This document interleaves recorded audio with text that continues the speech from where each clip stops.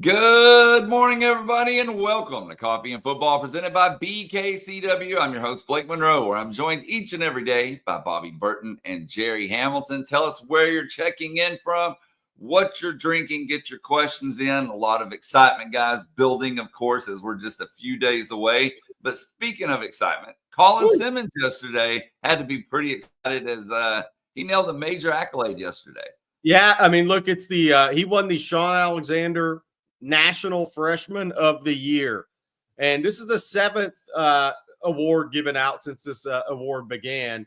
But look, this is a huge deal for Texas, and Colin Simmons is, and we're going to get into this. We'll talk about this for a few minutes here. But look, this was real competition in this award this year. Some years, maybe you were head and shoulders above some other freshmen. But this is Jeremiah Smith, Ryan Williams, Dylan Stewart, the other edge from South Carolina, and Coy Parrish, the safety from Minnesota, had a tremendous freshman year. All those guys are pretty highly ranked prospects. Obviously, Simmons, Williams, Jeremiah Smith, and Dylan Stewart were all 5 stars in the 2024 recruiting class. But Colin Simmons, being the national award winner, freshman of the year, this is a big deal for Texas, Bobby, because look, it's one of the big key things in recruiting is, yes, talent development is huge, but sometimes what makes or breaks some staffs in recruiting long-term is, do your highly ranked guys come in and still develop, and do they have great careers? Do they go on to do great things? That's why that was one of the calling cards of Nick Saban. His 5 stars developed and went on to be drafted higher than anybody else's 5 stars in history. And you're about to see Kelvin Banks go in the first round as a Lombardi and Outland winner. And now Colin Simmons comes in year 1 and takes the National Freshman of the Year award. That's a big deal because he was, if anybody doesn't believe in must-get recruits, do you believe in it now? Hey, I'll give you that. Do you believe in must-win recruitments now? I'll give you an idea of the company he's keeping with this award. Fair? Yeah. Trevor Lawrence. He was the first ever winner of this award. It's only been going 7 years.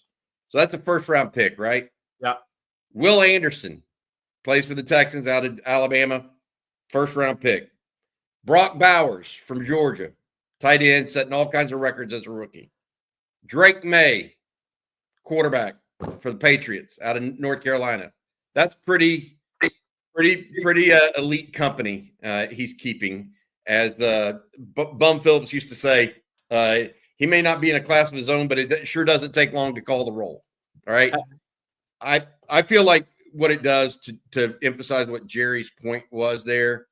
There's a proof is in the pudding concept out there that matters to folks. I mean, whether it's a player, I mean, Alabama recruited itself a little bit late in Nick's regime, right? Out of the gate, he didn't do it. He did it very similar to the way Steve Sarkisian's had to do it. He's had to do it on promises and, hey, we're going to get there, et cetera. Steve Sarkisian's now entering that next phase, Jerry, where he's built the team up and now they're competing every year. And now he needs the other things to happen as well. And that means the 5 stars being 5 stars. Yeah. That's what's happening right now. Congratulations to Colin very much. Happy. A little perspective on how good Colin has actually been this season. And obviously Bobby was in the national rankings business. I was back when Jadeveon Clowney came out of high school. But for those that didn't maybe see Jadeveon Clowney in high school, but you turned on South Carolina, you said, wow, look at this guy. He's phenomenal. He's unbelievable. Jadeveon Clowney's freshman year in 13 games, he had 36 tackles, 12 tackles for loss, 8 sacks, and 5 forced fumbles. Colin Simmons, now 1 more game played, but less snaps. And I'm not saying he's going to be number 1 pick of the draft because Jadeveon Clowney should have been a gold jacket guy if he loved the game, but that's something different. But Colin Simmons, 1 more game played this year, 39 tackles, 13 tackles for loss, 8 sacks, 3 forced fumbles, and an interception.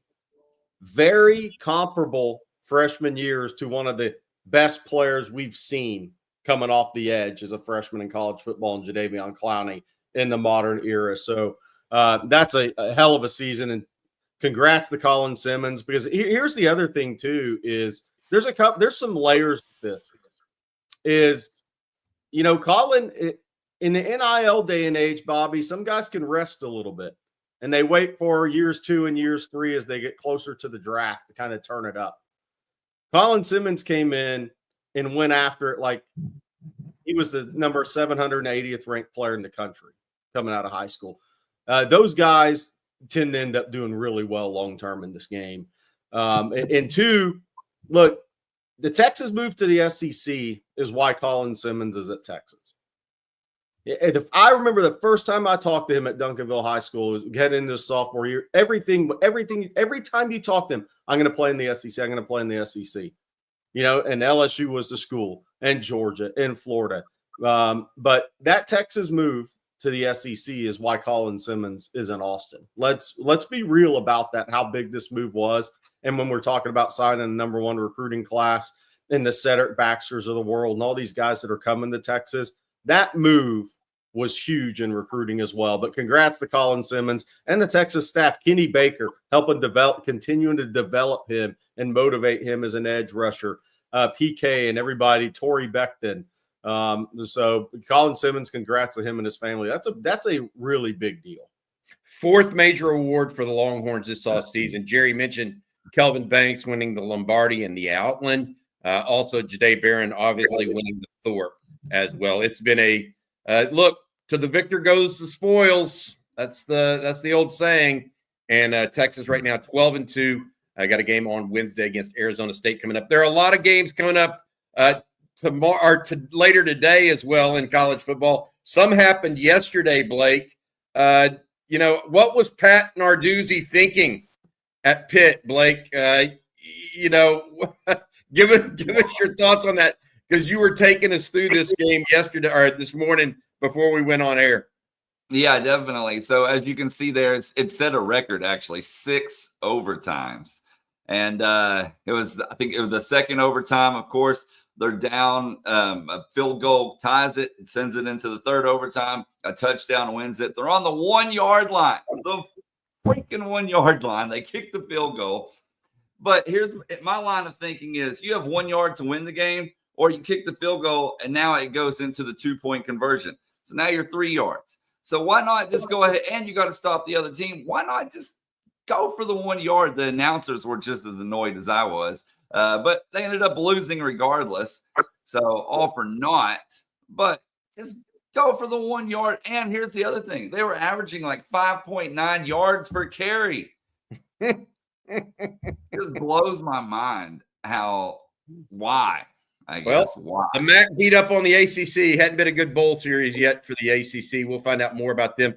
Kansas State came back from a double-digit deficit twice in the second half, down at one point by 17 points in the third quarter, 12 points in the fourth quarter, came back and took it away from Rutgers late. And then if you didn't see the Bowling Green fake punt, you definitely need to, because there was I'll set it up this way, guys.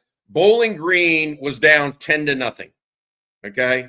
They set up for a punt. Bowling Green was going to punt it away to Arkansas State. The Bowling Green punter threw like a 40-yard rope touchdown. And I'm not kidding. Like, he should be their quarterback, maybe. I'm not. I was just like, only in bowl season do we see these sorts of plays. Arkansas State, though, held on to win. Good win for them. I will say this. Kansas State, having watched a little bit of that game yesterday, guys, Avery Johnson is a little bit of an enigma. Right. Oh, yeah. Can look like a world beater at times, and then can look like he doesn't know what he's doing at quarterback. And I don't all the way know if that's on him or what they ask him to do. That's outside his comfort zone. I think that Kansas State, don't take this the wrong way, but they may have some coaching issues. So they need to lean in. It's almost like what Greg Davis tried to do with Vince Young at the start of Vince Young's career, right? Round peg, square hole. Just go I'm not saying Avery Johnson is Vince Young. Not trying to say that and make that comparison. But it feels like at times they were trying to put Avery Johnson in that square peg, and it's just not who he is. But Rutgers was not a really Rutgers was good, but they were not a match physically even for Kansas State, which I thought was interesting because Rutgers making a bowl game is big news for Greg Schiano and that group. But anyway, Kansas State, Big 12 beating the Big 10. And tonight I'm David Robinson. The Admiral and I will be cheering for Navy tonight for sure. Blake, if you'll throw up that. I got it right here for you. Yes, Texas fans will be cheering for Lincoln Riley for the first time. And in the AutoZone Liberty Bowl, Texas fans are hoping for a water main leak. Because they don't want to have to cheer for either one. And in Haynes King versus Diego Pavia in the who's going to be the UFC fighter bowl game. That should be the UFC bowl game. But that's two quarterbacks who are, there could be some real physicality in that game. But and John Mateerless, Washington State versus Syracuse, who they're going to get annihilated by Kyle McCord, Syracuse. But it's it's going to be a fun one. Oklahoma Navy kick it off shortly. Sorry, I thought that was afternoon game, 11 a.m. I'm going to count how many players Oklahoma actually has on the team. 55. Is it 55? Is the number? Yep. Wow. Yep, 55. A&M very similarly situated, by the way. They've lost 27 players to the portal, Jerry. And so it's tough. This is a new era of college football where these teams that don't have a lot to play for are either losing guys to the portal or they're just not playing. Notre Dame or Navy, Oklahoma trying to beat Navy. Does that make them ISIS? That's interesting. But here's a big deal though for me. I'm just going to leave it on ESPN all day. Yeah. And walk in and out of games. You know what I mean? That's what's going to happen for me. I'll just leave it on ESPN, watch it as I go. I'm particularly interested in the very late night game. I'll be honest. I think that A&M, USC may carry some additional weight to it from a recruiting perspective. As much as A&M recruited and as heavily, Jerry, as they've recruited the state of California this past year, USC and Lincoln Riley knows they can be a little bit of the thorn in their side. Lincoln Riley wants to win that game. I don't know who will. But we'll see which way that goes. No, he needs to win this game because he is getting absolutely slaughtered by Oregon in-state in the 2026 recruiting class. And A&M's trying to come in and recruit the state. It may be harder than anybody else, which is kind of weird, with more success. But this is a big game for Lincoln Riley. I mean, obviously the seat's already hot. Look at the time they're playing too. 9:30. Not going to be a lot of eyeballs on that game. No offense. It'll be on in the bars, at 9:30. It'll be over there while everybody's getting a drink. That sort of game. But they won't be actually. I wonder if Johnny Manziel's doing a watch with us from Harrah's Casino or anything. I would watch that. Jerry, that's terrible. That is awful. More likely from some review show, right? I would watch Jeffrey that. wants to know who y'all want to win, Tech or Arkansas?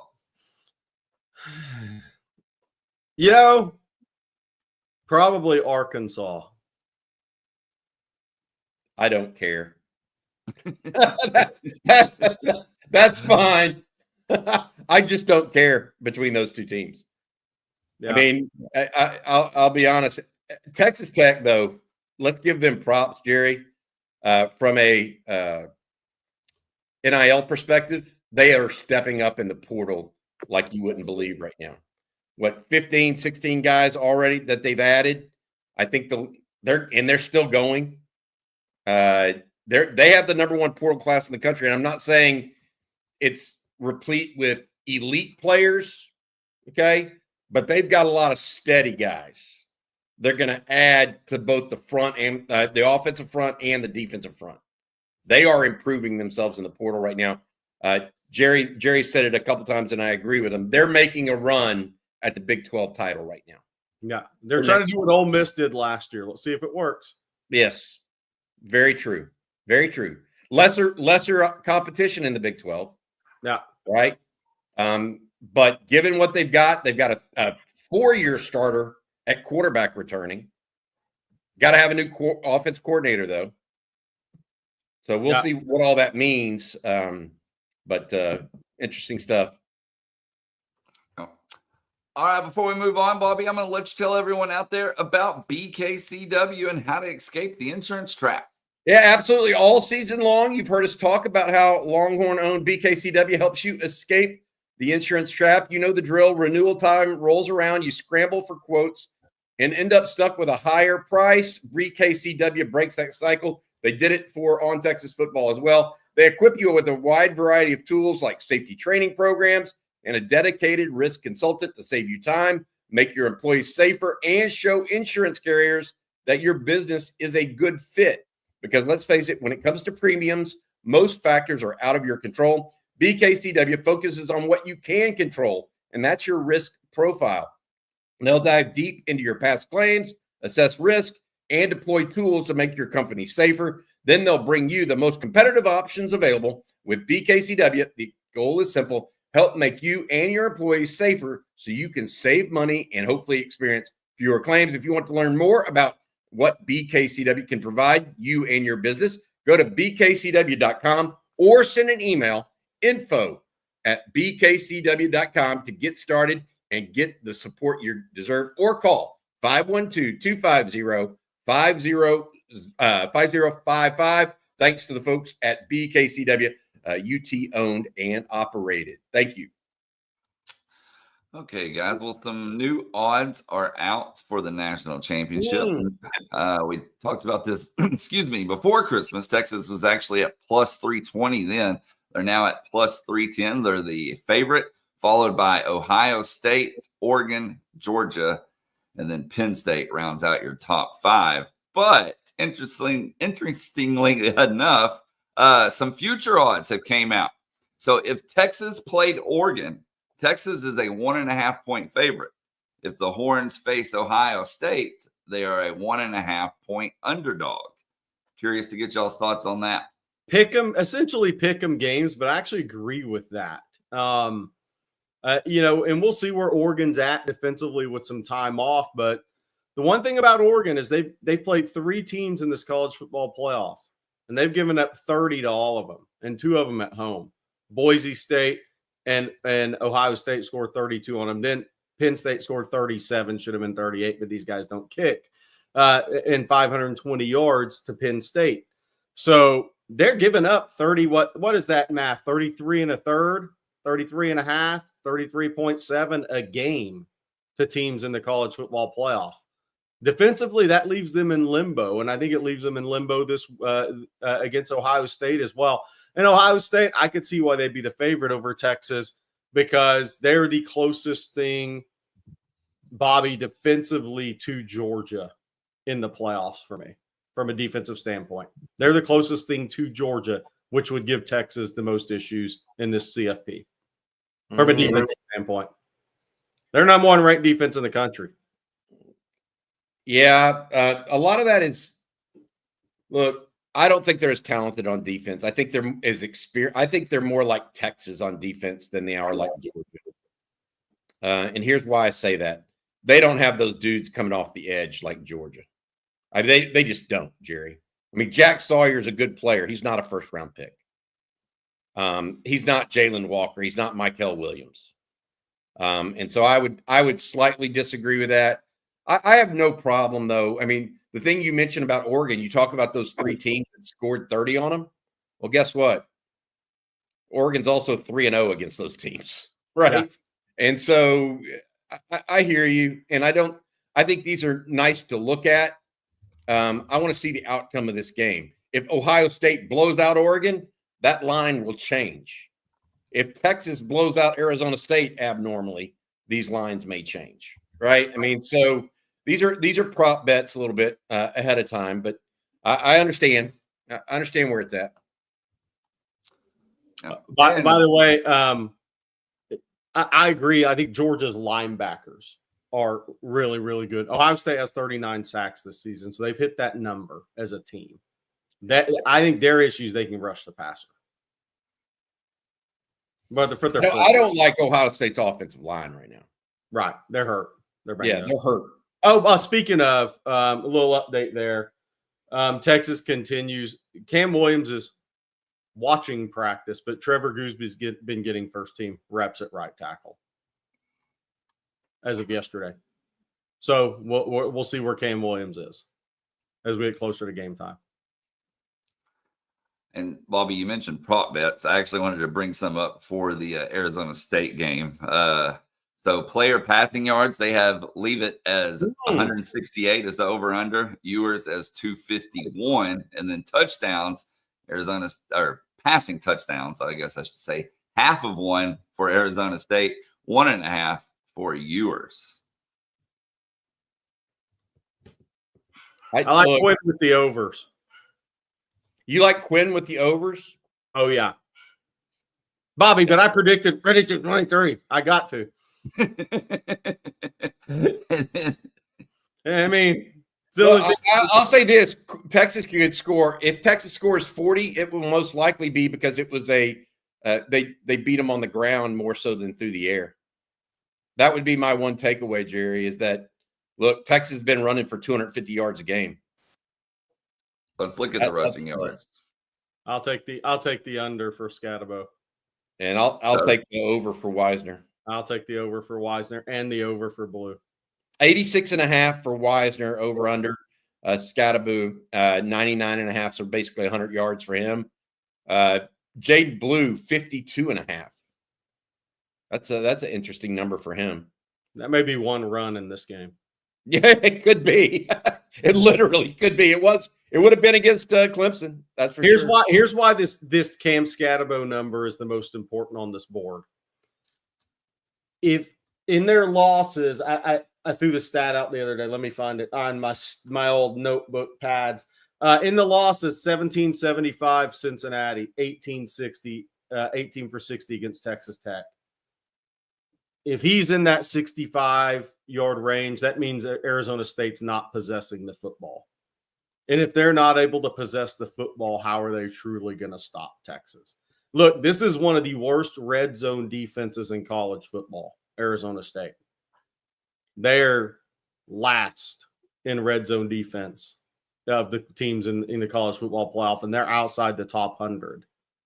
This is if Arizona State cannot possess the football, they got issues in this game.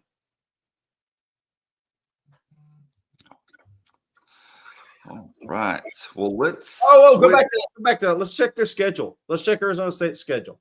For those that haven't really dove into that, I wanted to say one area they've been good at, to me, is they've in one-score games. You look at it, Mississippi State, they were up big. State came back in that game. But at Texas State, even though it's at Texas State, Kansas, Utah, UCF, BYU, they gave up a big lead. But they have held on. They've taken care of business. They've won some one-score games. Now, is it against Texas? No, it's not. But that's still been I wanted to give them credit because, I picked Texas pretty big in this game. But I think Kenny Dillingham's a tremendous young coach, Bobby. And I think he has done a great job with that program because nobody in the country would have had them going from 3-9 to winning the Big 12 and being in the college football playoff. So I wanted to say he's done a great job there. Now they're just going to be overmatched talent-wise on January 1, but he's done a really good job there. And the reason you've seen Tech go to the portal is because they're like, hey, why can't we do this? We should be able to do this. Kenny Dillingham was 3-9, came in and won the Big 12 in year one. That's embarrassing to us. But Kenny Dillingham's a really good young coach. Just looking at their schedule there, the last 4 games, it looks like some improvement on defense from a score perspective. Give it up 14, 23, 7, 19.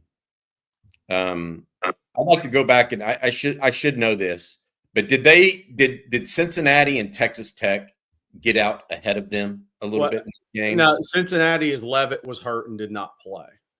Okay. What about Iowa State just fumbled the ball in that game. Iowa State was gashing them early in that game. Then Samu had 2 fumbles in a row in the third quarter, and that thing just went downhill because I think Iowa State turned it over 3 times in 4 possessions in their own 35, and that thing got away from them. Arizona's a terrible football team, but yeah, it'll be interesting to see. But their loss, the Cincinnati loss, was when Levitt was injured because if Levitt goes down, now they have serious issues at backup quarterback. Serious. And to answer your question, Bobby, in that Tech game, Tech was up 14-0 at the beginning of the second quarter. Arizona State came back, made it 14-10 going into the half. Texas Tech kicked the field goal to make it 17-10. They came out, scored again after the half, made it 24-10, and then Arizona State had to play catch up from there on out. Yeah, they took the ball out of Scadabo's hand. That's my point. Is that may be the path, most sure path to victory for Texas is to make Scadabo's the best player by far. Levitt is a good quality quarterback, but you limit that guy, you limit their best player. All of a sudden, they're playing with at least half a hand tied behind their back, right? The other thing you notice looking at this is the schedule, the regular season schedule record 64-80. I mean, they played 4 bowl eligible teams. That's not a good schedule. Not when you're going up against the talent of Texas. No. And speaking of Texas and Arizona State, of course, ESPN giving Texas a 79.7% chance to win. The line's still at 13.5, guys, but this is the largest FPI prediction for the playoff games this upcoming week is the Texas-Arizona State one. Bobby, that makes sense. I'm actually okay with this one, Jerry. I'm actually okay. I feel like Texas should be fairly favored, heavily favored. I was more concerned about Clemson because I thought Clemson matched up somewhat with Texas, and because of the receivers they had, might catch fire, which turned out to be true in a way, right? But ultimately, Texas is just too much for Clemson. I think Texas holds a more distinct advantage against Arizona State. Some things are going to have to go really right for Arizona State. They're going to have to win turnovers to beat Texas, without question.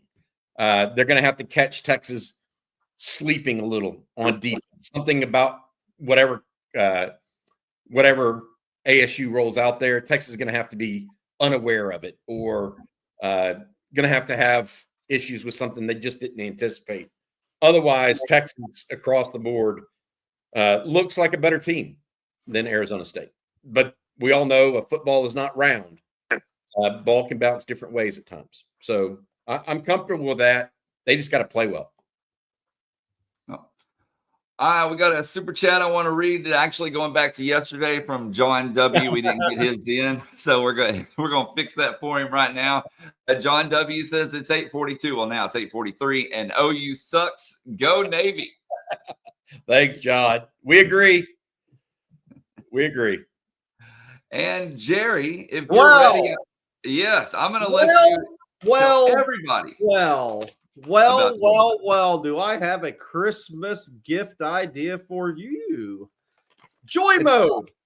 I'm just going to say this. I took two packets yesterday. I ran 26 miles. I did 1,000 push-ups and 1,000 jumping jacks, and I still have the energy to do the show. That's right. I speak for most men when I say we want to have better sex, and for the sake of our partner, we may need to have better sex. The issue that is over-the-counter erection pills contain unregulated chemicals, suggest unsafe doses, include the risk of several other health problems. That's why we've partnered with our friends over at Joy Mode.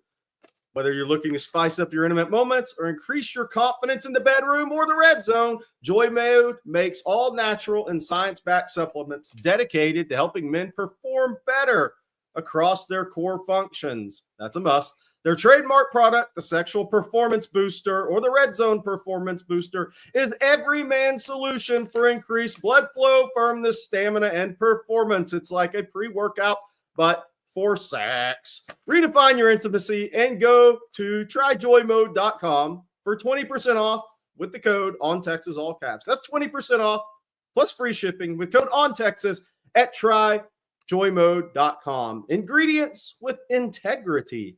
Joy Mode. The red zone. Really? The red zone. Okay. I'm weaving football and, you know.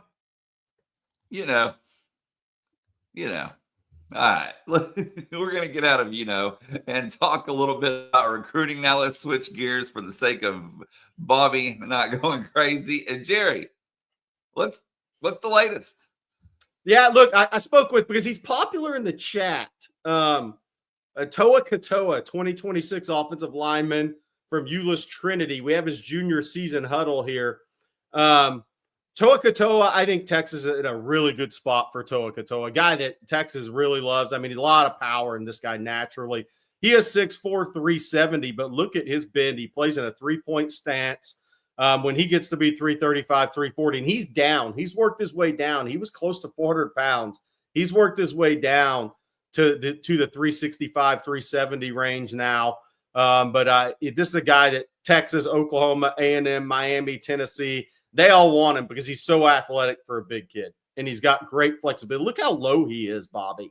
I mean, think about when this guy is in a college strength and conditioning program. I think he's really underrated nationally. I think he'll continue to rise, but I think Texas is in a really good spot right now for Toa Katoa. He went to the Oklahoma-Texas game as a guest of Oklahoma this year. I'm sure he was really impressed with one side, and then he was at the Texas-Georgia game. But Kyle Flood and him, they text almost as much as possible. They had a call last week. Texas, this is one of the three offensive linemen I believe could commit to Texas right now. I think he's a really, really good player. Have you seen him do much pass blocking? Because the one thing you worry about with Euless Trinity typically is whether or not these guys pass block, because you know as well as I do, they're lining up in the I formation there, Jerry. Yeah, they're still 3-point stance in it. Yeah.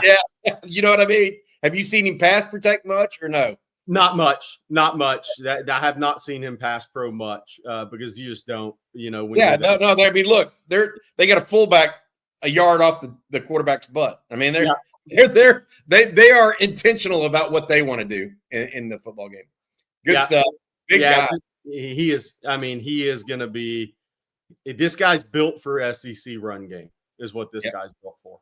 I mean, he just depletes guys. And look, he's not even. I don't want to say this. He has natural strength, but he isn't weight room strong yet. This is natural strength. He is not a 400-pound bencher yet. He is not a 600-pound squatter yet.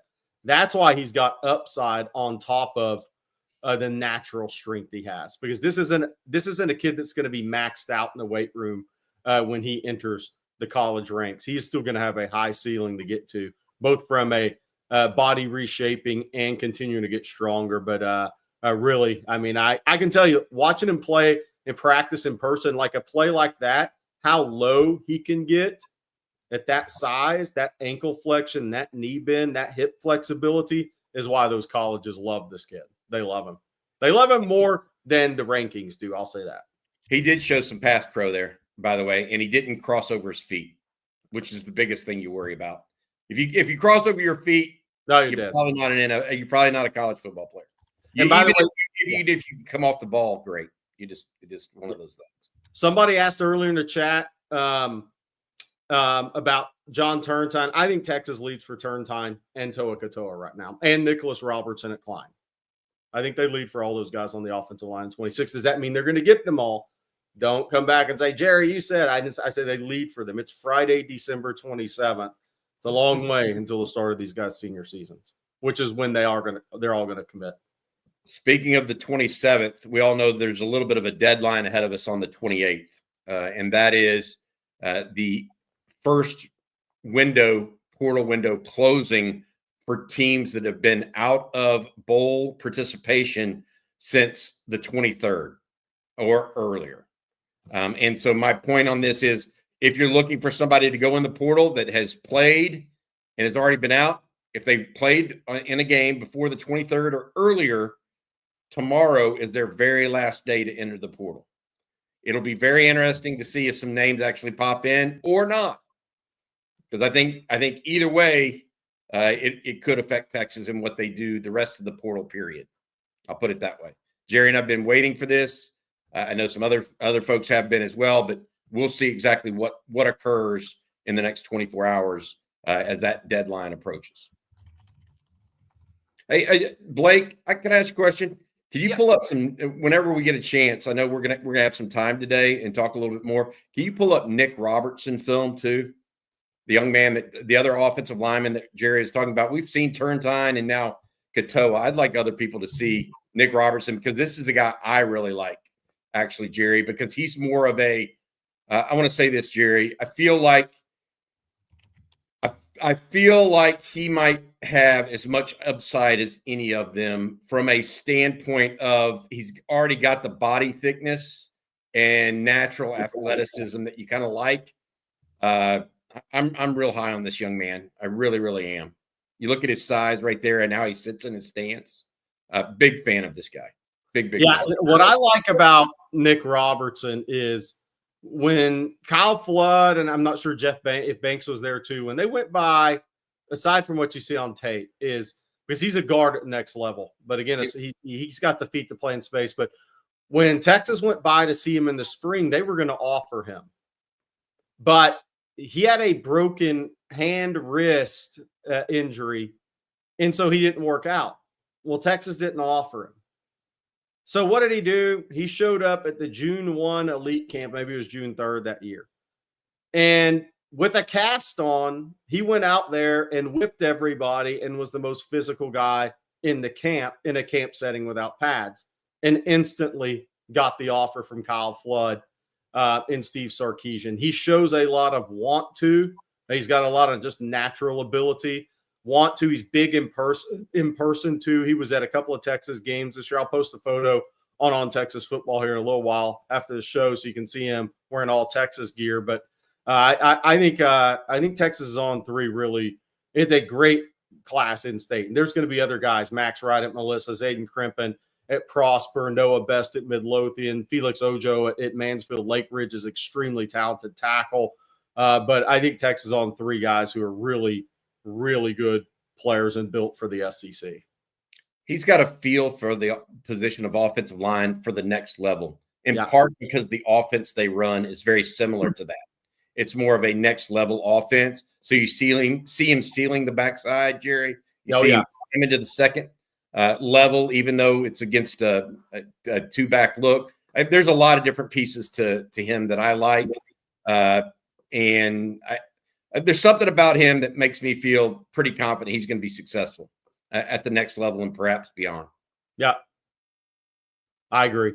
I like these. I like all these guys. See what I mean? That quick step right there, that plays at Texas.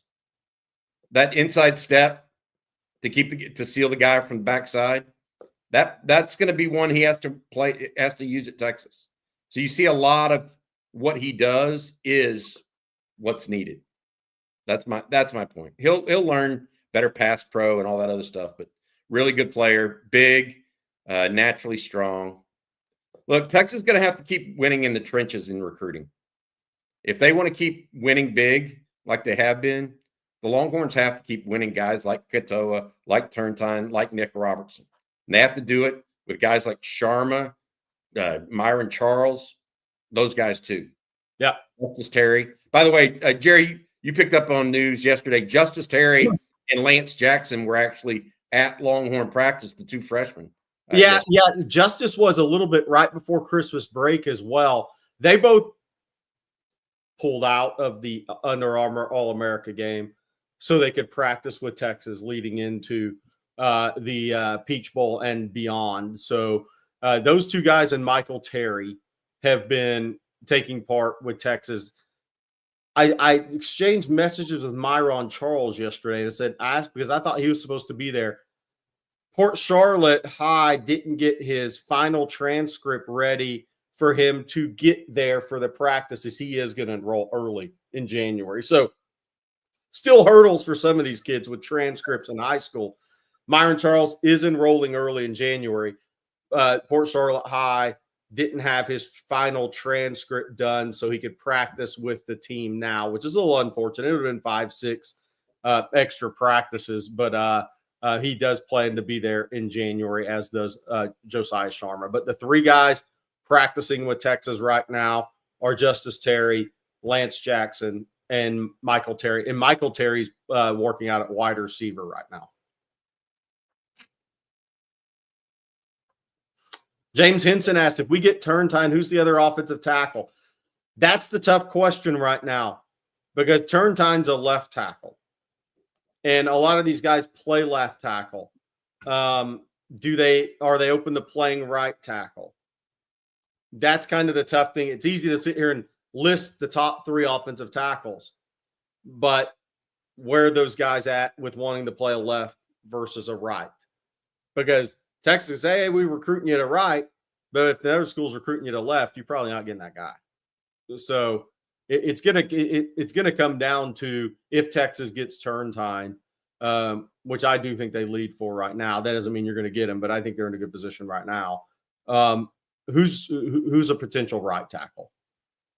Because a lot of these guys picture themselves as left tackles. There's very few Brandon Bakers who played right tackle all the way through high school and are fine playing right tackle.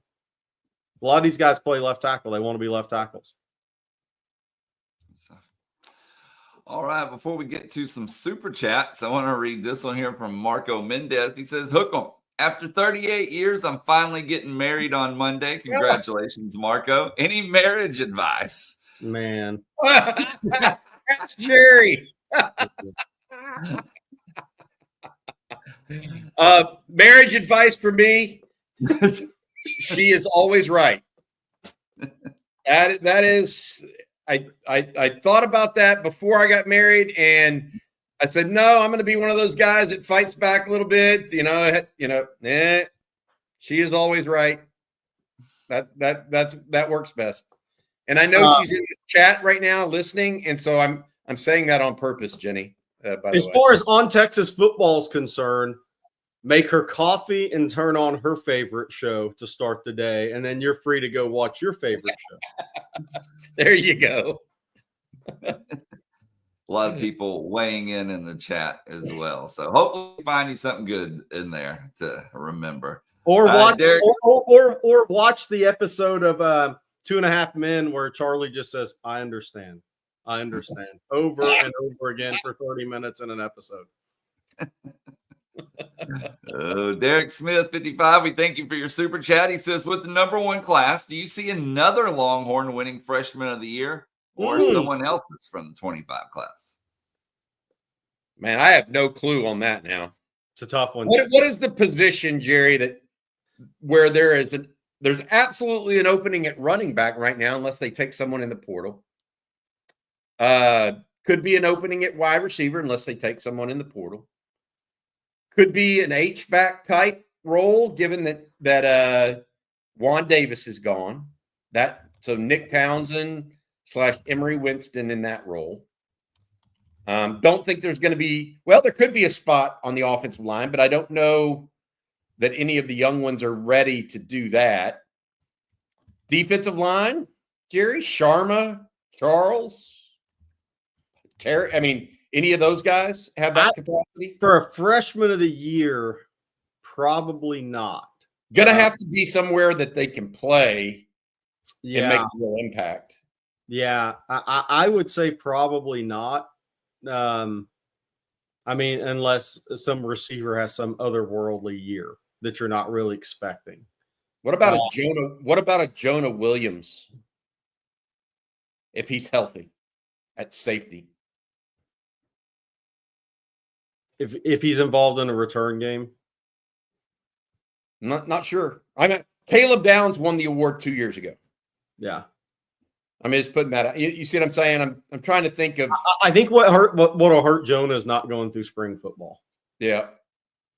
I thought that would hurt Kelvin Banks, and it didn't, though. Yeah. I mean, you and I have been wrong about that before. Sometimes guys are just kind of freaks, you know? Somebody said Bo Barnes. Look, I think Bo Barnes is tremendous. If you missed the interview, go back and watch that. That's going to be more freshman of the year, though. I don't know. I think Bo Barnes is going to be awesome. But you have Anthony Hill coming back, LaFau coming back, Ty Anthony Smith coming back. So I'm not sure the snaps are necessarily he's going to be a hell of a player. But that would surprise me just because I don't know the snap distribution there. Yep. I mean, Colin Simmons as an edge rusher was going to get snaps for sure. Somebody has asked about Justice Terry. Justice Terry's a tough one for me because size-wise, what is he going to play next year? Is he more of a 5 than a 3? How much weight are they going to be able to put on him? Because he's 270-ish right now, Bobby. I mean, he's a jacked up 270, but you're going to the SEC, and that's a different level on the interior because those guys are much older and stronger players that are carrying a lot of weight. So maybe, but again, he may only be 285, 290 as a freshman. All depends on what they can do. Of those, I think I'm going to pick Josiah Sharma.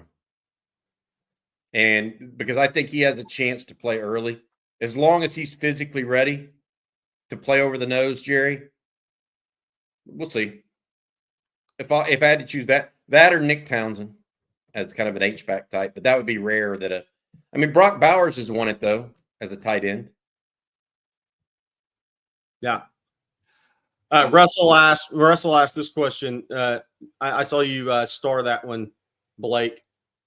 Is Grayson Littleton a shutdown corner? Grayson Littleton, I believe, is going to play nickel early on at Texas, based on what he told me. I think there's a chance he gets it. They're going to take snaps at both, like Wardell Mack did. Wardell Mack seemed to settle more in the nickel.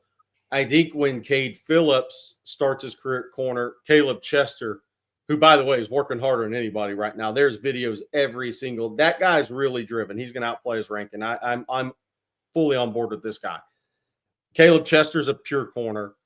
Cade Phillips starts his career at corner. I think Grayson Littleton will take some reps at corner, but watch out for him at nickel.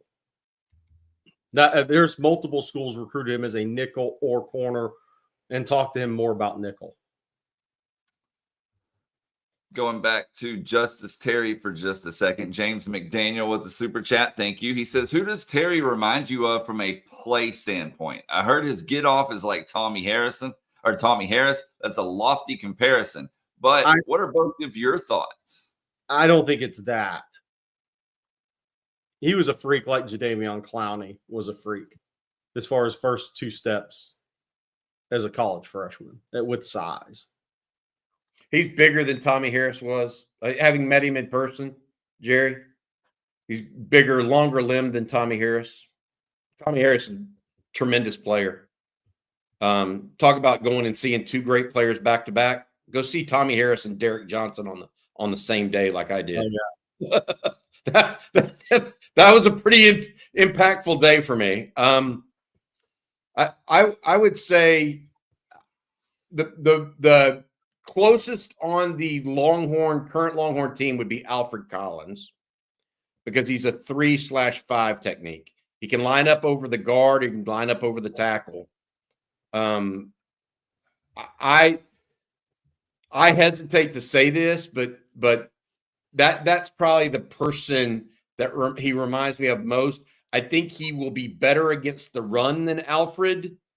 And TBD on whether or not he's as good against the pass is how I see it. But he does have the other thing that he has, Jerry, that I think you'll relate with is he has body quickness. Oh yeah.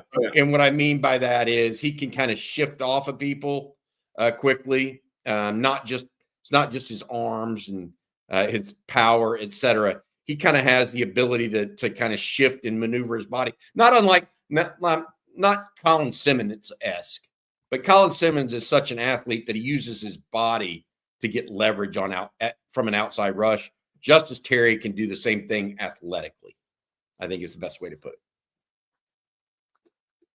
All right. And Bevo X, you put in a super chat, but nothing attached to it. If you'll send it normal, we would appreciate it, and I'll fix that up for you.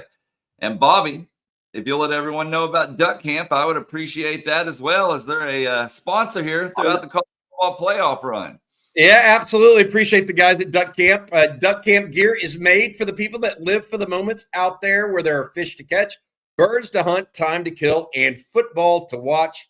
I'm watching football all day long. They like doing all that stuff, so they built a company centered on it, based in Austin, and dedicated to giving people best-in-class hunting and fishing apparel. Duck Camp has been tested from the backcountry of Alaska to the dove fields of Texas, ready to keep you cool, warm, comfortable on scorcher game days or warm on winter afternoons. It will stand up to the toughest of conditions, but also happily sit down beside a fire and drink a few cold ones with you if that's more your speed. Shop hunting gear at duckcamp.com, and be sure to check out the new mallard hat and pointer hat. That is the similar or as timeless as the hats found in your grandpa's garage. Be sure to check out those hats in the clay colorway. This is the one that I love, the pointer hat. I'm a sucker for dogs, so they got me that one. It's in the clay colorway. Check out duckcamp.com. It looks very burnt orangish, I guess is the best way to put it. Love the stuff from duckcamp.com and appreciate them sponsoring all of this stuff, as well as last week down in Austin when Jerry and I were over at the Duck Camp store over on East Cesar Chavez. I know we're about to look at Trey Weisner, talk about him, but Eyes on Texas, what type of award did Simmons receive, national or SEC? He received national. Sean Alexander, former Alabama standout, National Freshman of the Year award. So it's the 7th year it's been given out, and Colin Simmons is the first Texas Longhorn to ever win that. Right. And yes, we are going to talk about Trey Weisner, guys, and his impact this season. As you can see here, 973 rushing yards, 5.1 yards per attempt, averaging just under 75 yards per game and 5 touchdowns on the season. But did you see him having this big of an impact? No. No, I did not. When Cedric Baxter went down, I immediately thought, okay, who is the guy that can run the ball the best? And I was thinking, is it Jarrett Gibson? Is it Trey Weisner? Is it Jaden Blue? And I felt like, based on what we saw last year from Trey, that he may have been the best runner, the most darting kind of feel, had a great feel, good vision, decisiveness, but patience.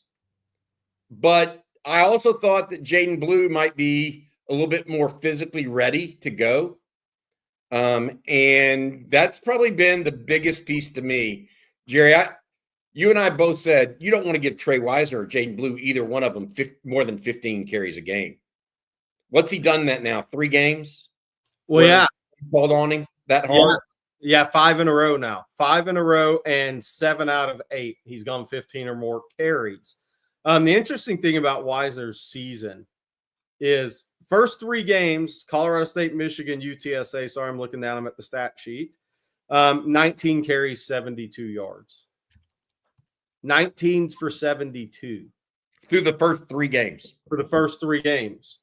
So, you know, when Jaden Blue put the ball on the turf, that gave Trey Weisner an opportunity. And sometimes when you crack the door, guys run right through it. And Trey Weisner ran right through the door and became the guy. And somebody said, I didn't realize he was that physical. Look, I think Trey Weisner's a tremendous player. I didn't think he was going to be that physical either. And I'm not saying physical. He's a physical player. There's a difference between being physical and being able to take 35, 28, 60 touches in a 2-game period of time in the SEC. So it's not he's not a physical player. Not I'm saying he's not a tough kid, because he certainly is a tough kid.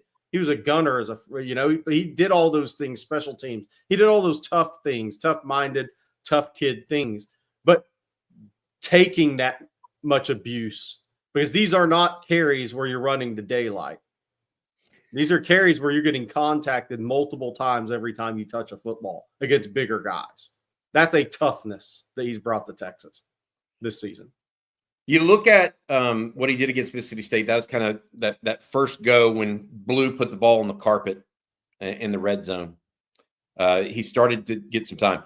The game against Oklahoma, though, Jerry, was his coming out party, in my opinion. That's when, look, he clearly ran outside zone better than Jarrett Gibson or Jaden Blue. And all those cutbacks he made against them were big-time runs. Then you questioned it. My problem, and I want to see what you think here, you immediately questioned that the very next week when he went up against Georgia and couldn't really do anything, right? So it's been this kind of, I don't want to say roller coaster, but it's been up and then kind of sideways and then up again. And you see what he's done the last 3 of the last 4 weeks, frankly, is phenomenal. I mean, Clemson, A&M, Kentucky, clear workhorse in all 3 of those games. And he would have had 25 at the end of the Clemson game had he stayed in. He would have had 25 years. The reality is because we play such long seasons now, you forget he didn't even play the UL Monroe game. He set that one out with the hamstring, else he'd have been over 1,000 now easy. But the crazy thing about that, Bobby, is like, you know where he showed his toughness? Was taking 34 carries for 103 yards against Georgia in a weird way, though, right? Because those are getting hit by first and second and third round guys every single play. And that Texas said, okay, we're handing you the ball 34 times in 2 games against Georgia. Pretty interesting, but to me. But yeah, I mean, look, and I forgot he missed that UL Monroe game. Looking back at his stats, so he would have been over 1,000. But look, he has had an unbelievable season. If there is chat, has there been another player that's exceeded, that's raced by any expectations on this team this season more than Trey Weisner? Maybe Andrew Makuba? I don't think so. I mean, I think wearing at corner, maybe.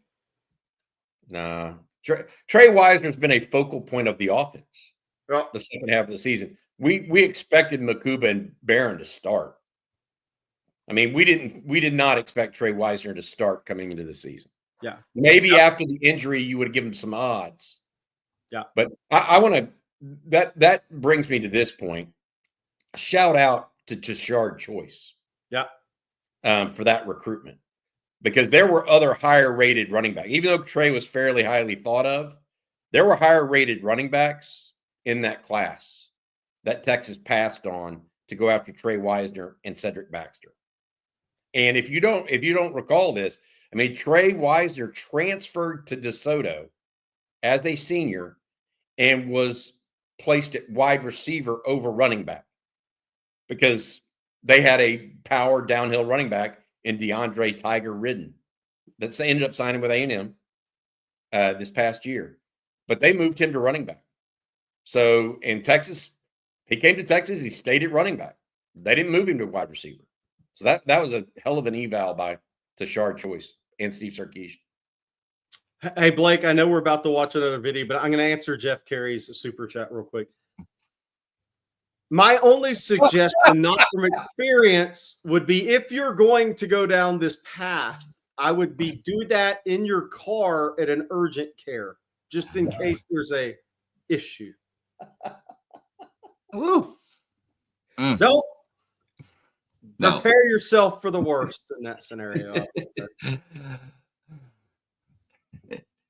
Hope for the best and expect the worst is what you're telling him. Get in the car, be at urgent care just in case of an accident. We're going to jump over to another super chat here. The first one that we have here from Bevo Mac 10, Mac X, whatever. Is it safe to say in 2 years we may have the best defensive line ever in Texas football history? No. Big shoes to fill. No, it's not safe to say that. It's not at all, because we just talked to Casey Hampton last week, who played with Sean Rogers, who played with Cedric Woodard. No, it's not safe to say that. I mean, those are as good as the talent might be. you're not going to find football players that are better than Casey Hampton. They don't exist. And so when you say the best, I mean, that's just hard for me. Really, really hard. I will say this. After Colin Simmons won, hold on a second, Jared. After Colin Simmons won that award yesterday, I went searching for Tony Bracken's film on YouTube a little bit. I went down that rabbit hole, and there's some film out there of Tony Bracken's that people who don't remember him in Texas, make sure you go watch. Make sure you go watch. Marco needs both for his honeymoon, Manscaped and Joy Mode. There you go, Jerry. I like it. It's a man. What you got, Jerry? You're raising your hand. Yeah. So better. I don't know. Most talented. I think that's probably going to be the case. Wow. And I know there was Rakpo, Kendall, Lamar Houston. That team was really talented up front. That was probably the most talented defensive line group Texas had. But when Colin Simmons is a junior, you will have Lance Jackson as a sophomore, Myron Charles, Josiah Sharma, sophomores, Alex January, junior. We're watching Myron senior stuff here. I think this kid has a chance to be dynamite now. And whatever, Zena, where's Zena going to be, right? Colton Vosick. I mean, there is Justice Terry. I mean, it might be the most talented group as far as, hey, the NFL scouts come through and says, wow, look at all these guys. They're all draftable. Depth you're talking about? Just, yeah, sheer size. Depth. Here's the issue. I could see depth being among the best or even possibly the best. Saying they're going to be better than some, I think that's a hard ask to say. Is it safe to say that? That's my point.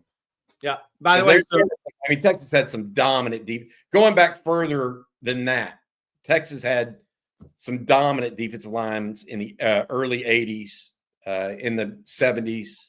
Dominant defensive lines. So it's hard to just say that. So Myron Charles here, this guy's pretty scary to me as far as his upside. Yes, Charles is fast. Is it his name? Yes, Kevin Tina. That's a funny comment. Myron Charles can run. So here's the way I would describe him, seeing him in person a couple times in this season. He is 6'4", 315, with high calves and skinny ankles. That's exactly where you want to be as an athlete. But he is not even close to scratching the surface to me. I mean, he's just his talent. He wins in his physicality. I mean, that kid practiced really hard today. I was there. Like, he was hustling, practicing hard late in the season. Didn't have to, but he did. But from a technique standpoint, from a strength standpoint, from a frame standpoint, I think this guy's going to totally blow up under Torrey Beckton at Texas. And I think this guy's ceiling is extremely, extremely high, Bobby, and a guy that has a chance to play a long, long time if he stays healthy. Would you choose him over Josiah Sharma as early impact for Texas? Because that's ultimately, I said that earlier. Yeah. So Sharma, because he's been at Folsom, but Sharma was suspended because of transfer rules, not anything he did the first half of senior season. So he missed 5 games. I mean, it may come down to who wants it more in Torrey Beckton's program early on for these guys. I mean, I compare Josiah Sharma, not compare him as a player, but as a prospect to Sean Rogers. I always have. So I love Sharma too. It's a tough call for me. I mean, it really may come down to who is more serious when they get in here and do everything required of them, because they're both so talented. This kid can really move. He can really move for a big kid. And the thing, too, is I think when I was there his junior year, he was probably 285. So then he was 310, 315 this season and still moved the same.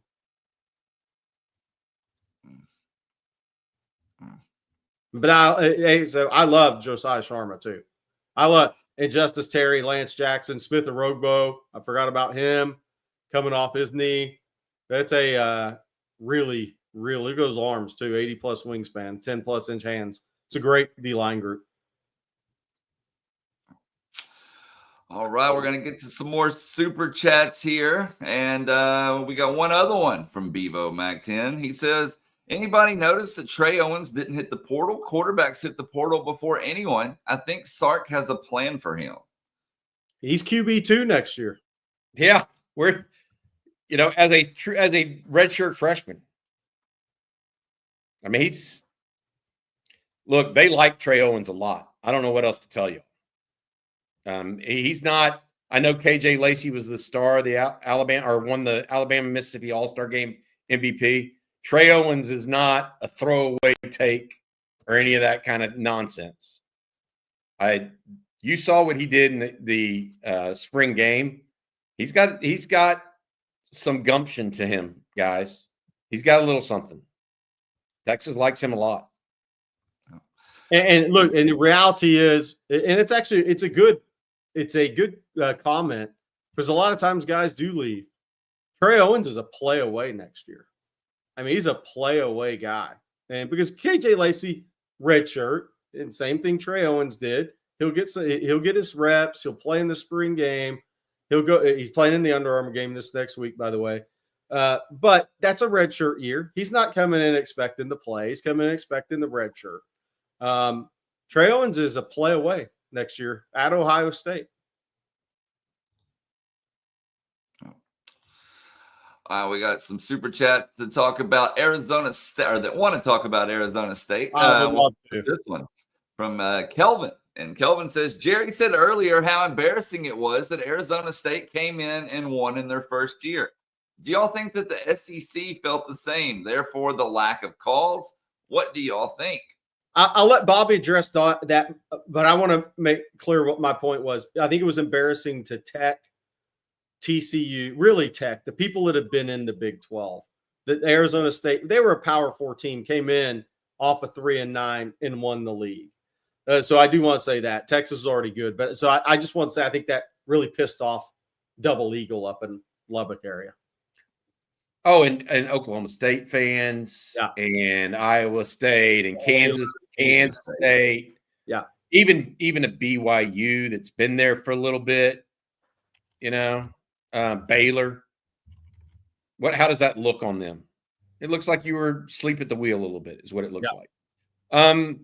And I will say this. I don't know that SEC fans are embarrassed by what Texas did.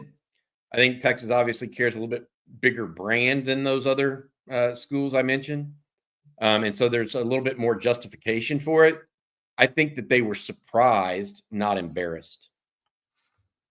That's my thought process. I think they were surprised, not embarrassed. Oh, this is a great one, Blake. Wow. Is this old? This is prior to the season. This is before the season. The odds to win the Big 12, and look at Arizona State way down that list. Somebody made money, not me. Well, Arizona State and BYU both gave it a run too. And that, like I said, while BYU's been there 1 year longer or two, I can't remember. They both finished near the top of the league, while the Texas Techs of the world and Utah, or Texas Tech, Kansas State, did not. So Iowa State was plus 1,200, I guess. Hey, Blake, do we know if you find it anywhere? I know people in the chat ask every day. Do we know if Brett Yormark is attending the Peach Bowl? He's got to be, Gary. He's got to be, right? Well, I saw somebody. I had that Kansas basketball schedule to see who they were playing that day. Or the Providence Gonzaga game that he's going to go recruit from. Yeah. Not sure. Wow. So the top three teams you see there win a combined 11-16 in conference play this year. Yeah. And then there's Arizona. Yeah. Who went 2-7? And Oklahoma State and UCF. That conference was turned on its head this year. Wow. So if you want to add that 13-23, if you want to do top four. Wow. Yeah, that's crazy. What does the media know? What do the odds makers know? Not enough, apparently. I wouldn't have put money on Arizona State, though. I'll tell you that much. So I would have put money on them after they went to, was it overtime against or late game against Texas State? No chance I would have put money on them then. I bet if Phil They Mickelson came together as the season got on. I was going to say, Casey, if Phil Mickelson's still slinging coins, he probably won a couple of million off Arizona State this year. Oh, goodness. Okay, another super chat we have here regarding Arizona State. This one from Mr. T. Thank you, Mr. T. He said, I've seen all the same analysis from other platforms about Arizona State. That sounds a lot like the A&M analysis. More heart and so-called wanting it more isn't and won't be enough. Hook 'em, baby. Look, I said this before the show we were talking. I was like, there's been 7 national analysts that picked Arizona State to beat Texas, and I'm not going to name them because I don't want to embarrass them. But I mean, people act like, what's Texas just going to be happy to be there? It's a national quarterfinal game, and a team that's been driven all year to fight and try to play for a national championship. Arizona State's going to get Texas' best shot in this game too. I don't think Texas is overlooking Arizona State. I don't think they're like, they're not sitting there making my prediction on this game. I guarantee you that. So they're coming in to give Arizona State their best shot, Bobby. And, and I think Arizona State probably feels the disrespect for being a 2-touchdown dog. I get it all. I get all the talking points. We talked about it last week with Dabo, us against the world. I get it. It's sports. It's what makes it fun. But they hadn't seen this talent disadvantage all season is their problem. They need help in this game. I will say this, and I'm not comparing them, but Texas won some games they shouldn't have won because they had Ricky Williams back in the day. That's what Arizona State fans think of Cam Scatterby. Whether it's a fair comparison or not is a different story, but that's how they see it. They've got Superman that wears a cape, and some people see that guy as Superman, and so they therefore think that he can overcome all odds. I personally don't think he's Ricky Williams. I don't think he's Vince Young. Really good player, going to play football a long time probably. We'll see if he's that good. I tend to think that to Jerry's point, they've got some proving to do, at least to me. I'm not picking Arizona State in this game. I'll just, I don't know what else to say, but I'm also a little bit closer to it. So. Before we get to our last couple of questions, Bobby, will you let everyone know about BKCW one last time? Yeah, I appreciate it. All season long, you've heard us talk about how Longhorn-owned BKCW helps you escape the insurance trap. You know the drill. Renewal time rolls around. You scramble for quotes and end up stuck with a higher price. BKCW helps you break that cycle. They equip you with a wide variety of tools like safety training programs, dedicated risk consultants to save you time and make your employees safer, and show insurance carriers that your business is a good fit, because let's face it, when it comes to premiums, most factors are out of your control. BKCW focuses on what you can control, your risk profile. They'll dive deep into your past claims, assess any risks, and deploy tools to make your company safer. If you want to learn more about what BKCW Business Insurance can provide you and your company, go to bkcw.com or send an email to info@bkcw.com to get started and get the support you deserve. With BKCW, the goal is simple: help make you and your employees safer so you can save money and hopefully experience fewer claims. Give them a call, 512-250-5055. Thank you for that, Bobby. And we have one other super chat regarding Arizona State. This one from AR. Thank you, AR. He says Sark was willing to trust Gibson in key moments versus Clemson. Y'all think that Sark will allow a full rotation of the running backs versus Arizona State?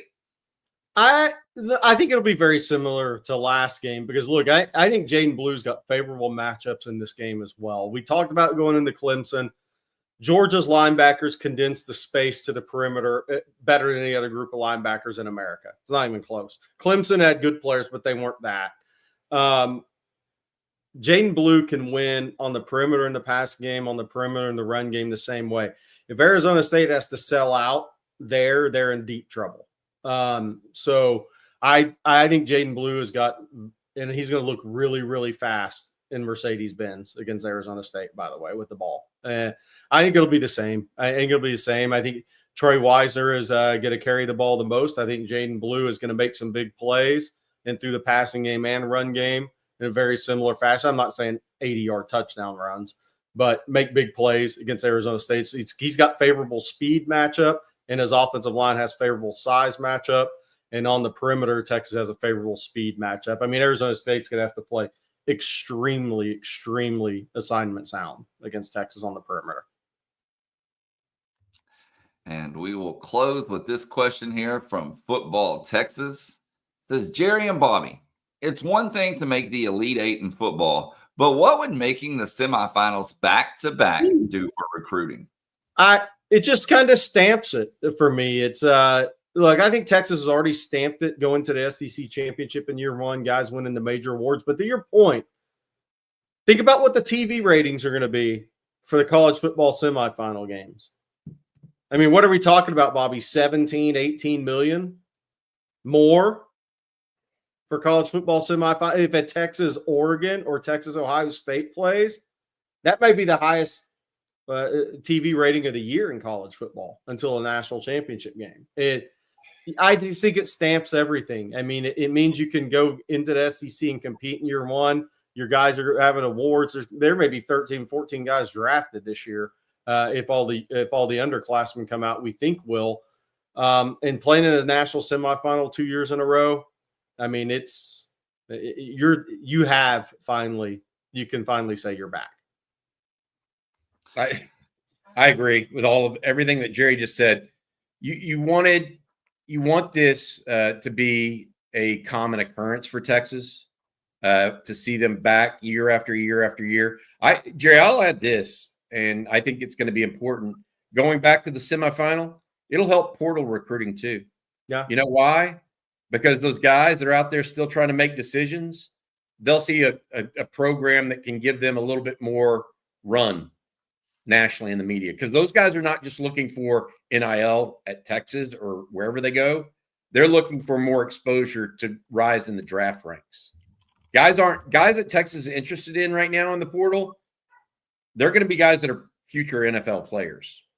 And so they're going to want more exposure. So I think that long-term, not only does it cement Texas as a elite program, I think it gives them a little in on some guys in the portal too. That can help them next year. This is a good one to end on, Blake. Would you guys rest Bond and Williams? Bobby would play Bond. And by the way, I think he took part a little bit more after Christmas than he had been in a practice setting. And then Williams, I mean, Bobby would play Bond. I'm on the fence. I've been saying no, but it depends on how close is he 4-3-5 Bond, 4-4 Bond, or if he's 4-5-5 Bond, I would not play him at that point. Cam Williams, I think you can rest personally. Yeah. You got a thought, Bobby? I would agree with you on Isaiah Bond, even Jerry. I mean, if he's 4-5-5, you don't play him unless you think that you can get something out of him you couldn't get by playing someone else. I think Ryan Wingo's proven fairly capable as a replacement. Cam Williams is different in that while Trevor Gooseby is really good and really talented, I think he's more of a left tackle. My take on that is it just all depends on the injury to Williams, because Williams and DJ Campbell right now are killing it in the run game on the right side. Yeah. And while Trevor Gooseby's good, he's not Cam Williams in the run game. He's not physically that big yet, right? I mean, Cam Williams is a hoss. Yes. And so my thought process is, if Cam Williams can go, you play him, because I think it gives you such a big advantage in the run game off the right side. I mean, they were gashing Clemson to a level you and I haven't seen. Clemson had to alter its defensive game plan at halftime. Yeah. Because they were worried about getting beat left. And all of a sudden they're getting the beat out of them right. So they make that adjustment, and all of a sudden Jaden Blue in the second half comes out and runs 77 yards off the left. I I mean, they moved Peter Woods to the other side at times in that game. Hey, by the way, since this is our last Coffee and Football of the week, Marky, Bobby, can you run down Atlanta next week? Oh, yeah, absolutely. Tailgate in Atlanta. We don't have specific tailgate plans. What we are going to do is we're working with the Atlanta Texas X's for the Tuesday happy hour in Atlanta. I think it's from 4 to 7 or 3 to 6, but we'll hang around there until well after that, just hanging out. It's at a place called Botica. If you were there last time, it's the same place we did the SEC championship game at. Please hang out. We'll be there. I think I'm also going to probably try to do the show from there that afternoon or that evening. We'll talk about that when the time comes with Jerry and CJ as well. CJ will be joining me there. I'm also doing, please come out and say hi. On New Year's Eve morning and New Year's Day, I'll be back at the College Football Hall of Fame. I got the okay to do that there again, and that'll be 9 a.m. to around 10:30 or 11 a.m. on both of those days. One day is the day before the game, and then obviously January 1st is game day. And so we got one other. Oh, go ahead. Go ahead. Okay, I was gonna say we got one other super chat. I don't want to skip it since we're off for the weekend. Parth Brooks, is Arizona State better than Vandy? Seems like similar teams. Great seeing y'all last week. Hook 'em, fellas. Nice to meet you, Parth. I would say this. I think Vandy has a better defense. Yes. Than Arizona State. I think Vandy lacks a player. They have a single player that is the focal point of their offense, similar to Arizona State. I think that the player at Arizona State is actually better than Diego Pavia. He just doesn't have the ball in his hands every single play. So somewhat similar. I think that Arizona State's offense is more prolific. And if they get an edge on you, they can run downhill. I think they have a more complete offense. Definitely. There you go. Yeah. And I'll end it with this. Some people are having fun with my score prediction. And it was not 52-24, it's 52-23. To be clear, block 52-23. Great, Jerry. Had to get it in one last time before the week's over. All right, guys. Well, that's going to do it for today's episode of Coffee and Football. We want to thank BKCW, Joy Mode, and Duck Camp all for sponsoring today's show. Thank you for the great questions, the super chats. Bobby, what do you have coming up later today? Well, believe it or not, there's a media availability today from 12:30 on with some players. We're going to have that for you guys. We'll post that here on Texas Football YouTube channel. That'll be great. We also have a 1 o'clock live stream. Myself, Jerry, Rod Babers will be available for that. Tomorrow, we have the offensive. Today's going to be the defensive players. Tomorrow will be the offensive players, as well as a very special Saturday conversation. I'm very excited about it. Hope you guys will enjoy that as well. But make sure you check back in on Saturday morning. I think you guys will like it. There you go. Good stuff. And then don't forget to hit that like and subscribe button, ring the bell so you're notified anytime that we go live or post content. And then when we're not on here, you can head on over to ontexasfootball.com. Remember, we can't be live 24/7.